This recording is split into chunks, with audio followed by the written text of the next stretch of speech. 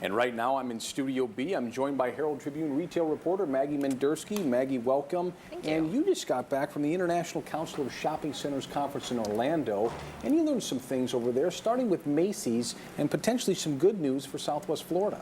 Well, you know, everybody is talking about Macy's. They announced about 2 weeks ago that they are going to be closing 100 stores, and that raised a few eyebrows here in Southwest Florida, where we have 4 locations in the Sarasota-Bradenton area.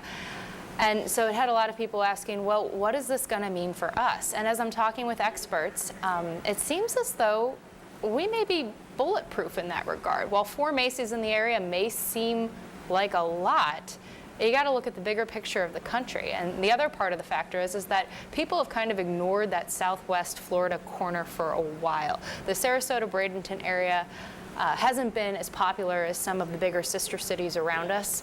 And there's a lot of retailers that are trying to move into this region. And so Macy's may be reluctant to pull stores here, even though it has 4 of them. And you saw an initial list of possible stores that could be in that list, and you didn't see any of these on it. No. There were about 28 stores that were pegged as, danger zones. And there were only 2 in Florida, and they weren't anywhere in this region. All right, so that's good news. So in the event that a big store were to close, because, that's the reality of the retail business and others, things change.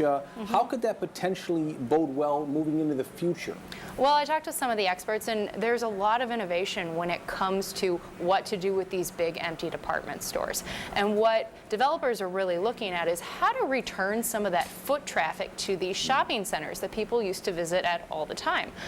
There's potential, if you build an office in part of that store and then maybe put a gym in or a home store. And we're actually seeing some of this down at the Southgate property here in Sarasota. They've announced that they're going to be putting an LA Fitness into the old Dillard's building. And I spoke with Benderson when we were at the conference, and he said there's going to be, up to 2 other tenants that move into that site.